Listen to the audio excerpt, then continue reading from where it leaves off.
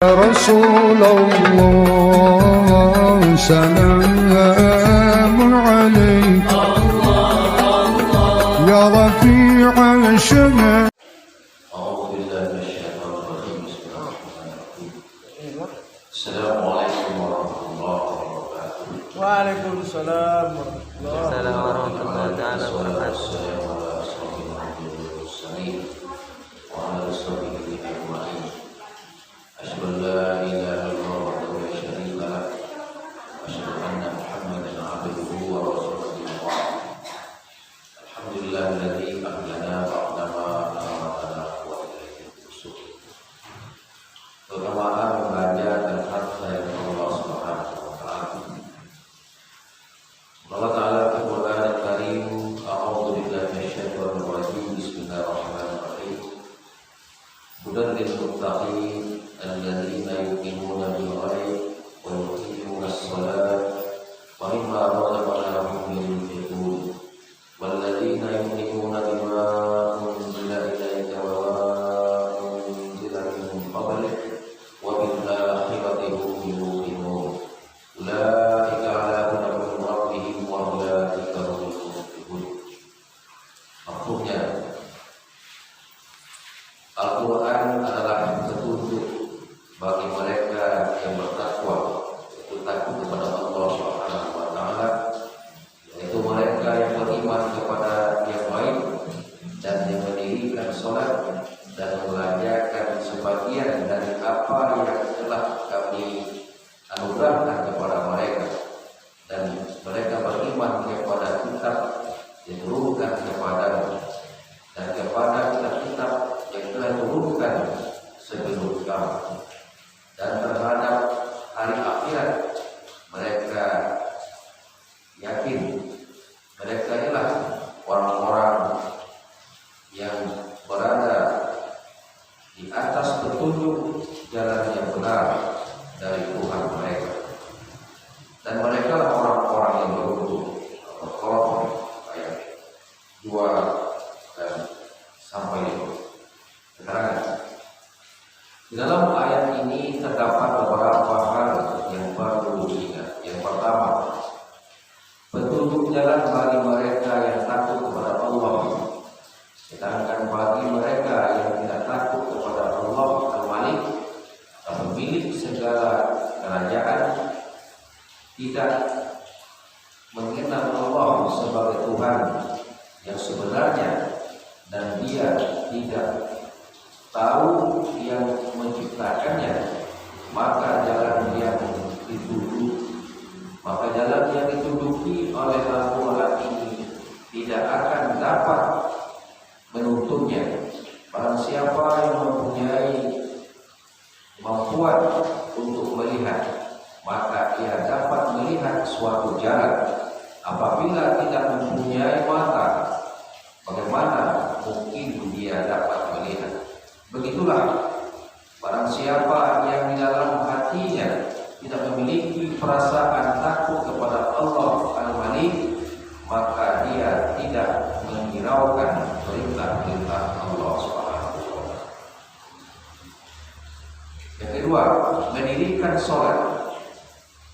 Maknanya adalah menunaikan sholat dengan menjaga segala syarat-syarat dan adab-adabnya, serta menunaikannya dengan tertib dan penuh perhatian. Perihal ini telah dibicarakan di dalam kitab Fadilah Sholat. Diriwayatkan dari Ibnu Abbas radhiyallahu anhu bahwa mendirikan sholat maksudnya adalah melakukan rukuk dan sujud dengan cara yang benar dan khusyuk serta tawadhu. Bahkan radhiyallahu anhu berkata bahwa mendirikan sholat adalah menjaga waktunya, menyempurnakan wudu, menunaikan rukuk dan sujud dengan cara yang benar. Ketiga, untuk dapat sampai kepada kejayaan atau al-falah adalah satu perkara yang sangat tinggi, di mana saja terdapat lafaz falah, mafhumnya adalah kejayaan kejayaan dalam dunia dan agama. Imam Muratib rahmatullahi menulis bahwa kejayaan atau al-falah di dunia adalah memperoleh sifat-sifat di mana kehidupan dunia menjadi sangat baik, yaitu kelanggengan, kejayaan, dan kehormatan. Yang pertama, kekal atau tidak berkesudahan. Kejayaan akhirat terdiri dari 4 hal. Yang pertama, kekal atau tidak berkesudahan. Yang kedua, kekayaan yang abadi dan tidak pernah miskin. Yang ketiga, kehormatan yang abadi tanpa ada kehilangan lagi. Yang keempat, ilmu yang tidak ada kejahilan sedikit pun di dalamnya. Apabila secara mutlak perkataan al-falah digunakan, maka di dalamnya terdapat 2 kejayaan, yaitu dunia dan akhirat.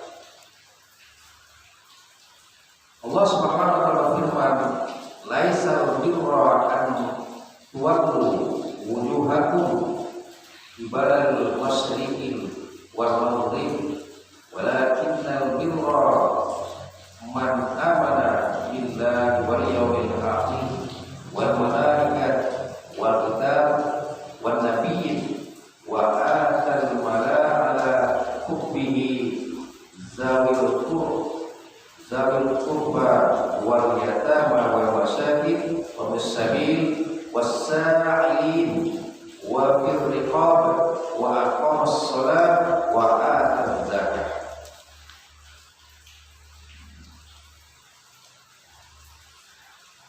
Bukankah menghadap wajahmu ke arah timur atau barat itu suatu kebaktian yang sempurna?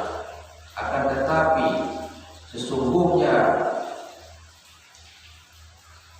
kebaktian yang sempurna yaitu orang-orang beriman kepada Allah dan hari akhirat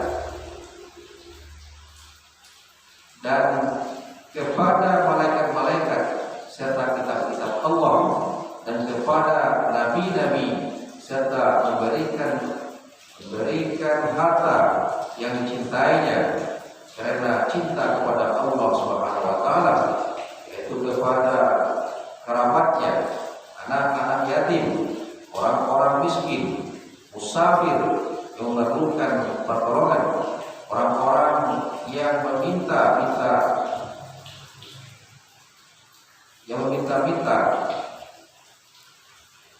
disebutkan pada supaya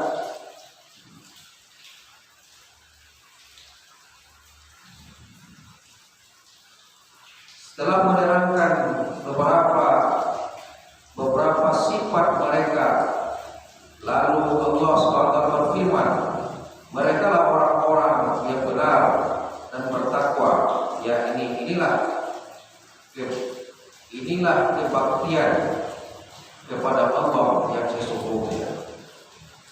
Keterangan, Qatadah radhiyallahu anhu berkata bahwa orang-orang Yahudi melakukan sesembahan ke arah barat dan orang-orang Nasrani ke arah timur. Oleh karena itu, ayat ini diturunkan beberapa penafsiran juga telah dikemukakan oleh perawi yang lain, dikutip dalam kitab Darul Mansur. Imam Jauzi radhiyallahu anhu menulis bahwa di dalam ayat ini terdapat dalil yang terhadap Yahudi dan Nasrani ketika mereka menentang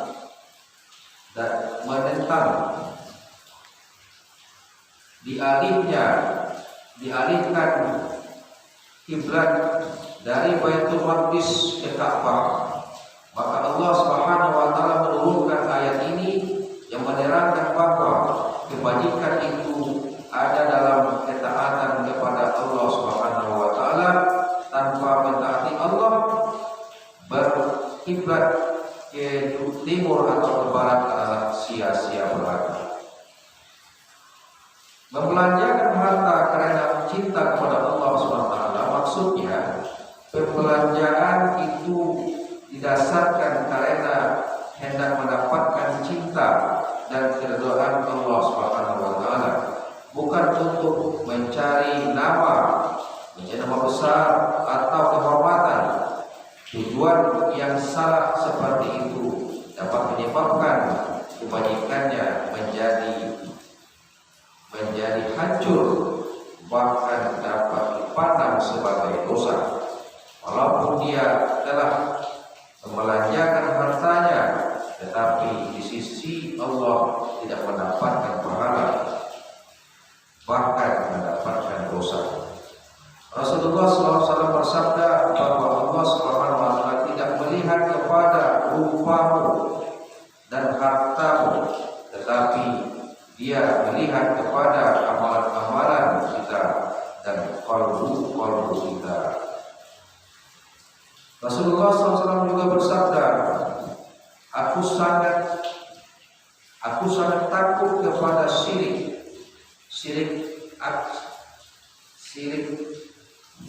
Aku sangat takut kepada syirik asghar, yaitu syirik kecil yang terjadi pada diri kalian.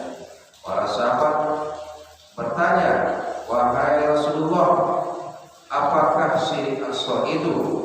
Rasulullah SAW menjawab, beramal untuk menunjukkan kepada orang lain atau dia.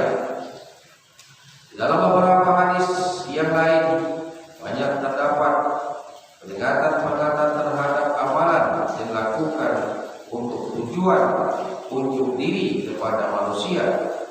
Hadis-hadis itu akan dijelaskan, dikemukakan pada bab selanjutnya. Alhamdulillah, dengarkan tadi ayat Quran Islam tentang pentingnya membelanjakan harta yang Allah Subhanahu wa taala karena Allah Subhanahu wa taala. Semoga kita semua kita amalkan kita sampaikan. Insyaallah. Subhanallah wa bihamdihi.